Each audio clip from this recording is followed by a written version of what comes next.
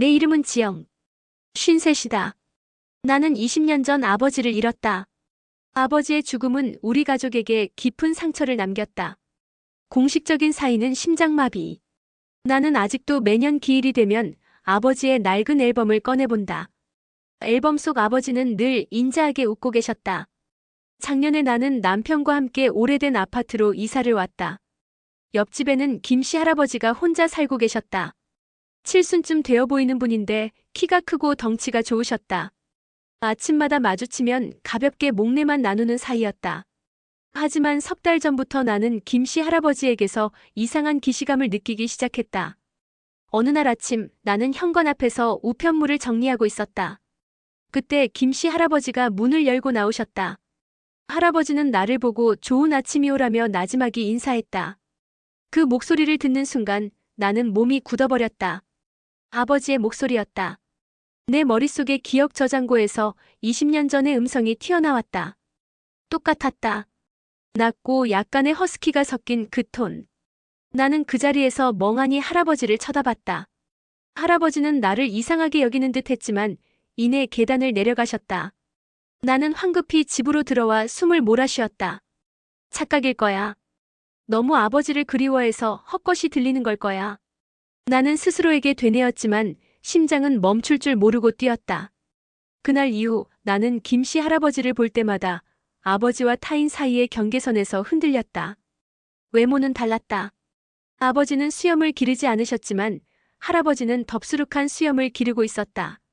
하지만 걸음걸이 그리고 오른쪽 눈을 깜빡이는 습관까지 모든 것이 아버지와 일치했다.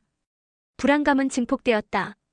나는 남편에게 옆집 할아버지가 우리 아버지와 너무 닮았다고 털어놨다. 남편은 여보, 건강이 안 좋으신 거 아니에요? 병원에 가봐야 하는 거 아니에요?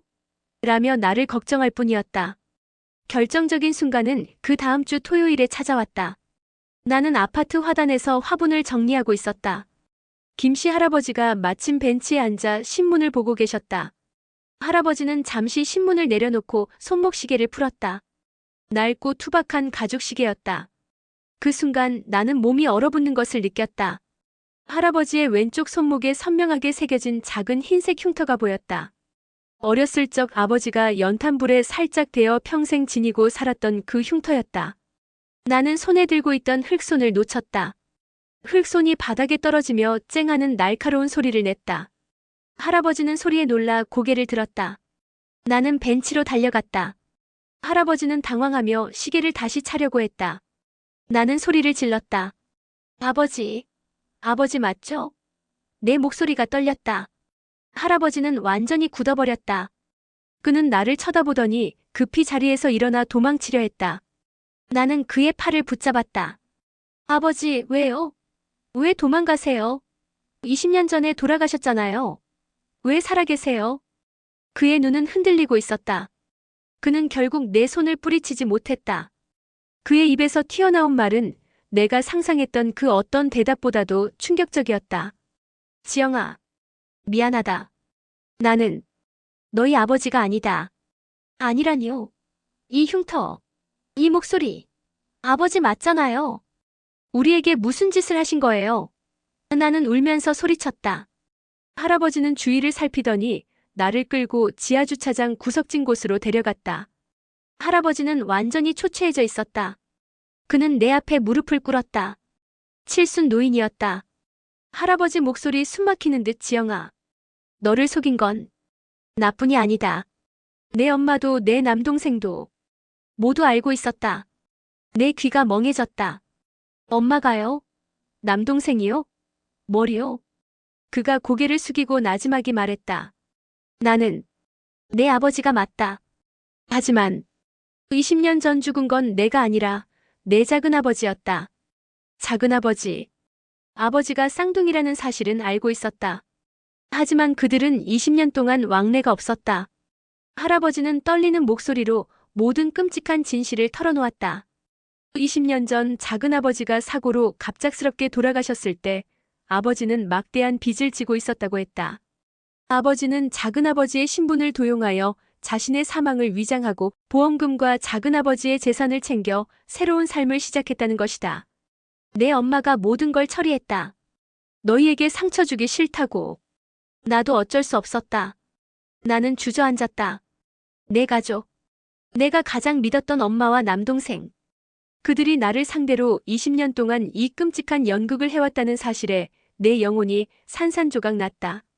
그들이 나를 속인 것은 돈 때문이었다. 나는 20년 동안 남편과 함께 엄마를 극진히 모셨다. 아버지가 돌아가신 후 힘들었을 엄마를 위로하기 위해서였다. 하지만 그 엄마는 20년 동안 나를 기만하고 내 눈물을 보며 죄책감 없이 살아왔다. 나는 눈물을 닦았다. 할아버지를 쳐다봤다. 왜 이제야 나타나셨어요? 내가 너를 너무 보고 싶었다. 너희 아파트로 이사 온 것도 너를 몰래 지켜보고 싶어서였다. 나는 그의 고백에 경악했다. 그는 20년 동안 나를 배신하고 옆집에서 나를 감시해온 것이다. 그의 말은 사랑이 아니라 소름 끼치는 집착이었다.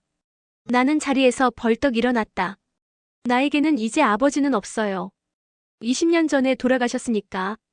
나는 그 자리를 벗어났다. 집으로 돌아와 문을 잠그고 앨범 속 아버지의 사진을 꺼냈다. 앨범 속 웃고 있는 아버지의 얼굴은 더 이상 인자하지 않았다. 가증스럽고 비열하게 보였다. 나는 20년 동안의 슬픔과 그리움을 모두 부정해야 했다. 내가 흘린 눈물이 모두 가짜의 죽음을 위한 것이었다니. 나는 이제 누구를 믿어야 할까?